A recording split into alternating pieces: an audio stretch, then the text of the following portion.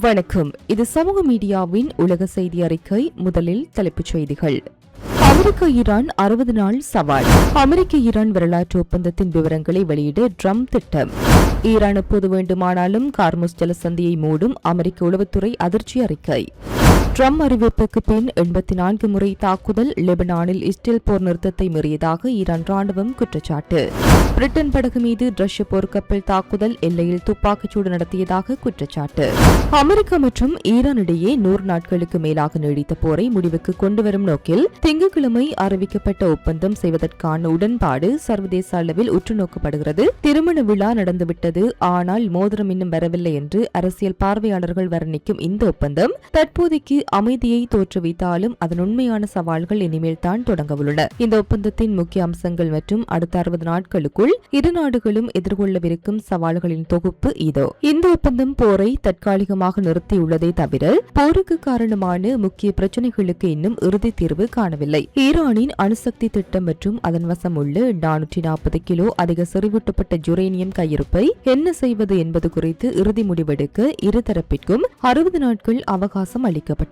இந்த 60 நாள் பேச்சுவார்த்தை காலத்தில் அமெரிக்காவால் முடக்கப்பட்டிருந்த ஈரானின் $24 பில்லியன் சொத்துக்கள் விடுவிக்கப்பட உள்ளதாக ஈரானிய ஊடகங்கள் கூறுகின்றன. போரின் தொடக்கத்தில் அமெரிக்கா வலியுறுத்திய ஈரானின் ஏவுகணை திட்டம் மற்றும் பிராந்திய மறைமுக ஆயுத குழுக்களுக்கான ஆதரவு குறித்த விவாதங்கள் தற்போதைக்கு பேச்சுவார்த்தை பட்டியலிலிருந்து நீக்கப்பட்டுள்ளன. ஈரானின் அணுசக்தி திட்டத்தின் எதிர்காலமே இந்த 60 நாள் சவாலின் மையப்புள்ளியாகும். இதில் இரு நாடுகளின் நிலைப்பாடுகளும் முற்றிலும் முரணாக உள்ளன. ஈரான் அடுத்த 20 ஆண்டுகளுக்கு அணுசக்தி நோக்கங்களுக்காக கூட யுரேனியம் செறிவூட்டலில் ஈடுபடக்கூடாது. சர்வதேச அணுசக்தி ஆய்வாளர்கள் ஈரானுக்குள் அனுமதிக்கப்பட்டு செறிவூட்டப்பட்ட யுரேனிய கையிருப்புகளை அளிக்க வேண்டும் என்பதில் வாஷிங்டன் உறுதியாக உள்ளது. அணு ஆயுத பரவல் தடை ஒப்பந்தத்தின் கீழ் அமைதியான முறையில் அணுசக்தி திட்டத்தை தொடர தங்களுக்கு உரிமை உண்டு என தெஹ்ரான் வாதிடுகிறது. மேலும் ஆட்சி நீடிப்பதற்கான ஒரு மூலோபாய உத்தரவாதமாகவே அணுசக்தி திட்டத்தை ஈரான் பார்க்கிறது. பல வாரகால முற்றுகைக்கு பிறகு ஹார்முஸ் ஜலசந்தி மீண்டும் திறக்கப்பட்டதை உலக சந்தை வரவேற்றுள்ளது. தொழில்நுட்ப ரீதியான அணுசக்தி பிரச்சினைகளை தீர்ப்பதை விட இரு நாடுகளுக்கும் இடையே நம்பிக்கையை மீண்டும் கட்டி எழுப்புவதே மிகப்பெரிய சவால் என ஆய்வாளர்கள் கருதுகின்றனர். ஒபாமா காலத்து அதிகாரிகள் மற்றும் இஸ்ரேலுக்கான முன்னாள் அமெரிக்க தூதர் டான் ஷபீரோ போன்ற விமர்சகர்கள் இந்த ஒப்பந்தத்தை கடுமையாக விமர்சிக்கின்றனர். போருக்கு முன்பு ட்ரம்ப் நாடியதை விட மிகவும் குறுகிய ஏவுகணைகள் மற்றும் பதலிப்படைகள் குறித்த விவரங்கள் இல்லாத ஒரு பலவீனமான ஒப்பந்தமாகவே இது பார்க்கப்படுகிறது. இந்த 60 நாள் காலக்கெடு வாஷிங்டனும் தெஹ்ரானும் தடைகளை தளர்த்துவது குறித்து உடன்பட போகின்றார்களா என்பதை தாண்டி இதற்கு தற்காலிக போர் நிறுத்தம் அடுத்த போரை தடுக்கும் ஒரு நிரந்தர அமைதி உடன்படிக்கையாக மாறுமா என்பதை தீர்மானிக்கும்.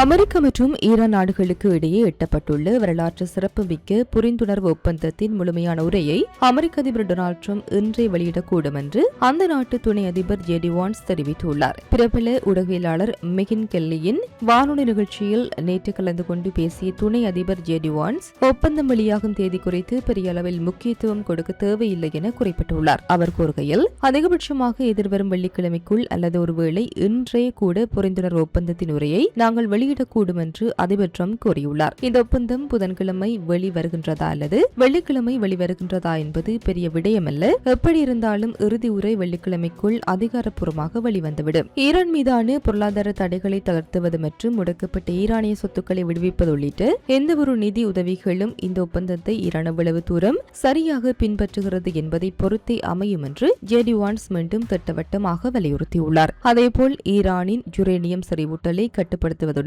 சர்வதேச மற்றும் அமெரிக்க அணுசக்தி ஆய்வாளர்களின் கடுமையான சோதனைகள் மற்றும் சரிபார்ப்புகளுக்கு ஈரான் உட்பட வேண்டும் என்பது இந்த ஒப்பந்தத்தின் முக்கிய நிபந்தனையாக முன்வைக்கப்பட்டுள்ளது.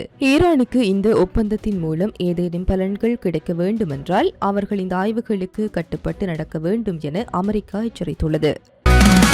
தமிழர்களின் பெருமை ஒரே மேடையில் வெளியிடப் போகின்றது. இது ஒரு செலிப்ரேஷன் ஆஃப் கிரேட்னஸ். எதிர்வரும் ஜூன் 20 சனிக்கிழமை legends and icons awards 2026. America மற்றும் இஸ்ரேலின் கூட்டுப்படைகளுக்கு எதிராக நடத்திய போருக்கு பிறகு உலக வர்த்தகத்தின் மிக முக்கிய கடல்வழி பாதையான ஹார்மோஸ் ஜலசந்தியின் மீது ஈரான் முழுமையான கட்டுப்பாட்டை பெற்றுள்ளதாக அமெரிக்க உளவு அமைப்புகள் மதிப்பிட்டுள்ளன. பிரபல செய்தி நிறுவனமான CNN வெளியிட்டுள்ள உளவுத்துறை தரவுகளின்படி ஈரான் இனி தான் விரும்பும் போதெல்லாம் ஹார்மோஸ் ஜலசந்தியை மூட முடியும். இது உலக பொருளாதாரத்தையும் சர்வதேச வர்த்தகத்தையும் தன் கைக்குள் வைத்திருக்க ஈரானுக்கு கிடைத்துள்ள ஒரு சக்தி வாய்ந்த ஆயுதமாக கருதப்படுகிறது. அமெரிக்கா மற்றும் இஸ்ரேலின் தீவிர ராணுவ முயற்சிகள் இருந்த போதிலும் ஹார்முஸ் ஜலசந்தியை தன் கட்டுப்பாட்டில் வைத்திருக்க முடியும் என்பதையும் தேவைப்பட்டால் கடல்வழி போக்குவரத்தை முழுமையாக தடுக்க முடியும் என்பதையும் இந்த மோதலின் போது ஈரான் நிரூபித்து காட்டியுள்ளது. வாஷிங்டனுடனான அமைதி பேச்சுவார்த்தைகள் ஒருவேளை தோல்வியடைந்தால் உலக பொருளாதாரத்தின் மீது ஒரு பொருளாதார அணு ஆயுத தாக்குதலை நடத்த ஈரான் திட்டமிட்டுள்ளதாக வட்டாரங்கள் தெரிவிக்கின்றன. அதன்படி ஹார்முஸ் ஜலசந்தியோடு சேர்த்து செங்கடலை இந்திய பெருங்கடலுடன் இணைக்கும் மற்றொரு முக்கிய வர்த்தக பாதையான பாப்பல் மண்டேப் ஜலசந்தியையும் ஜெர்மனியில் உள்ள தனது ஆதரவு படியான கூதிகள் மூலம் மூட ஈரான் திட்டமிட்டுள்ளது. இது நடந்தால் உலக வர்த்தகம் முற்றிலும் முடங்கும் அபாயம் ஏற்படும். இதற்கிடையில் பிரான்சில் நடைபெறும் G7 உச்சி மாநாட்டில் பேசிய அமெரிக்க அதிபர் டொனால்ட் ட்ரம்ப் ஹார்முஸ் ஜலசந்தி தற்போது பகுதியளவு திறக்கப்பட்டுள்ளதாக குறிப்பிட்டுள்ளார். மேலும் அவர் கூறுகையில் கடலில் உள்ள ஓரிரு கன்னிவெடிகளை தேடும் பணியில் ஈரான் ஈடுபட்டுள்ளனர். ஆனால் கப்பல்கள் இப்போது கடலுக்கு செல்ல தொடங்கிவிட்டன. அமெரிக்காவும் ஈரானும் புரிந்துணர்வு ஒப்பந்தத்தில் முறைப்படி கையெழுத்திடும் வரும் வெள்ளிக்கிழமையன்று இந்த நீர்வழி பாதை எவ்வித கட்டணமுமின்றி முழுமையாக திறக்கப்படும். ஈரான் ஜலசந்தியை திறந்து வைத்து உடன்படிக்கையின்படி நடந்து கொண்டால் மட்டுமே அமெரிக்கா தனது கடற்படை முற்றுகையை குறைத்து ஈரானுக்கான பொருளாதார நிவாரணங்களை வழங்கும் என மூத்த அமெரிக்க அதிகாரி ஒருவர் தெரிவித்துள்ளார். இருப்பினும் வெள்ளிக்கிழமை ஒப்பந்தத்திற்கு பிறகு எதிர்காலத்தில் ஈரான் மீண்டும் இதுபோன்ற முற்றுகை நடவடிக்கைகளில் ஈடுபடுவதை அமெரிக்கா எப்படி தடுக்கும் என்ற விவரங்களை ட்ரம்ப் இன்னும் வெளியிடவில்லை. அமெரிக்க அதிபர் டொனால்ட் ட்ரம்ப் போர் முடிவுக்கு வந்துவிட்டதாக அறிவித்த பிறகும் தெற்கு லெபனானில் இஸ்ரேல் தொடர்ந்து போர் நிறுத்த ஒப்பந்தத்தை மீறி வருவதாக ஈரானின் உச்ச ராணுவ கட்டளையகம் மற்றும் இஸ்லாமிய புரட்சிகர பாதுகாப்பு படை ஆகியவை குற்றம் சாட்டியுள்ளன. ஈரானின் அதிகாரப்பூர்வ ஊடகங்கள் வெளியிட்டுள்ள செய்தியின் விவரம் இதோ. ஈரானின் உயர்மட்ட ராணுவ கட்டளையகமான காதம் அல் அன்பியா மற்றும் IRGC விடுத்துள்ள அறிக்கையின்படி கடந்த 48 மணி நேரத்தில் மட்டும் தெற்கு லெபனான் பகுதியில் இஸ்ரேலிய படைகள் 84 முறை போர் நிறுத்த விதிமுறைகளை மீறி அதிரடி தாக்குதல்களை நடத்தியுள்ளன. அமெரிக்கா மற்றும் ஈரானிடையே பிராந்திய மோதல்களை முடிவுக்கு கொண்டு வருவதற்கான புரிந்துணர்வு ஒப்பந்தம் எட்டப்பட்டு அது வெள்ளிக்கிழமை கையெழுத்தாக உள்ள நிலையில் இந்த தாக்குதலை தொடர்ந்து வருகிறது. லெபனான் மீதான தனது ராணுவ ஆக்கிரமிப்புகளையும் தாக்குதல்களையும் இஸ்ரேல் உடனடியாக நிறுத்தாவிட்டால் அதற்கு பதிலாக ஈரானிய ஆயுத படைகளிடமிருந்து மிக கடுமையான பதிலடியை சந்திக்க நேரிடும் என ஈரான் ராணுவம் எச்சரித்துள்ளது. அமெரிக்காவுடனான ஒப்பந்தத்தின் முக்கிய நோக்கமே லெபனான் உள்ளிட்ட அனைத்து பிராந்திய முன்னணிகளிலும் இஸ்ரேலின் தாக்குதல்களை நிறுத்துவதுதான் என்று ஈரானிய வெளியுறவு அமைச்சகம் திட்டவட்டமாக கூறியுள்ளது. இருப்பினும் அமெரிக்கா ஈரான் இடையிலான இந்த அமைதி ஒப்பந்த உடன்பாடுகளுக்கு தான் கட்டுப்பட போவதில்லை என இஸ்ரேல் பாதுகாப்பு அமைச்சர் இஸ்ரேல் காட்ஸ் தெரிவித்துள்ளார். காசா, லெபனான் மற்றும் சிரியா ஆகிய பகுதிகளில் உள்ள தங்களது ராணுவ பாதுகாப்பு வலயங்களில் இருந்து இஸ்ரேலிய படைகள் காலவரம்பின்றி வெளியேறாது என்றும் அங்கு ராணுவ நடவடிக்கைகள் தொடரும் என்றும் இஸ்ரேல் தரப்பு அறிவித்துள்ளது. அமெரிக்க அதிபரின் போர் நிறுத்த பிரகடனத்திற்கு பிறகும் லெபனான் எல்லையில் இஸ்ரேல் மற்றும் ஈரானின் முரண்பட்ட நிலைப்பாடுகளால் பிராந்தியத்தில் மீண்டும் போர் வெடிக்கும் சூழல் நிலவி வருகிறது.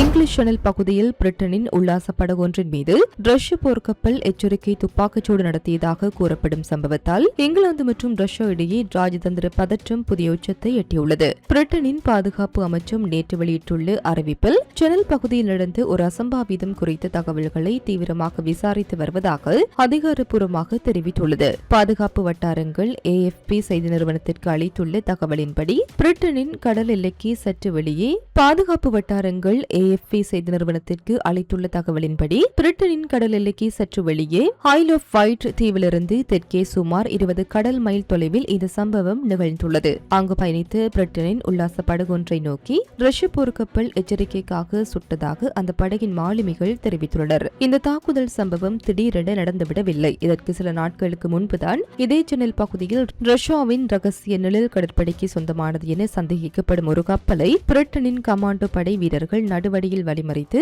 அதிரடியாக உள்ளே புகுந்து சோதனையிட்டனர். பிரிட்டன் நடத்திய அந்த அதிரடி நடவடிக்கைகளுக்கு பதிலடியாகவே ரஷ்யா தற்போது இந்த எச்சரிக்கை துப்பாக்கிச் சூட்டை நடத்தியிருக்கலாம் என கருதப்படுகிறது. ஏற்கனவே உக்ரைன் விவகாரத்தில் இரு நாடுகளுக்கும் இடையே முட்டல் மோதல்கள் நிலவி வரும் வேளையில் சர்வதேச கடல் எல்லையில் நடந்துள்ள இந்த நேரடி மோதல் போக்கு பெரும் பரபரப்பை ஏற்படுத்தியுள்ளது.